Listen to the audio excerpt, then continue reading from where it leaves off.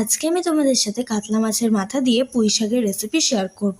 পুঁই শাক তো এমনি চচ্চড়ি করলে দারুণ লাগে, আর সেটা যদি মাছের মাথা দিয়ে হয় তাহলে তো কোনো কথাই নেই। মাছের মাথা দিয়ে পুঁই শাকের চচ্চড়ি করার জন্য প্রথমে আলু কুমড়ো ডুমো ডুমো করে কেটে নিলাম, আর পুঁই শাকের ডাঁটাগুলো ছোট ছোট করে কেটে নিলাম।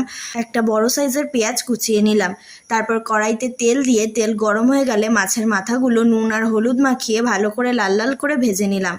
তারপর ওই তেলেই ফোড়নের জন্য তেজপাতা আর শুকনো লঙ্কা দিয়ে পেঁয়াজগুলো দিয়ে লাল লাল করে ভেজে ওতে আদা বাটা রসুন বাটা হলুদ গুঁড়ো লঙ্কা গুঁড়ো জিরে গুঁড়ো ধনে গুঁড়ো দিয়ে মশলাটা ভালো করে কষিয়ে ওতে পরিমাণ মতো জল আর পরিমাণ মতো লবণ দিয়ে আরও কিছুক্ষণ কষিয়ে কেটে রাখা কুমড়ো আলু আর ডাঁটাটা দিয়ে কিছুক্ষণ নাড়িয়ে নিলাম।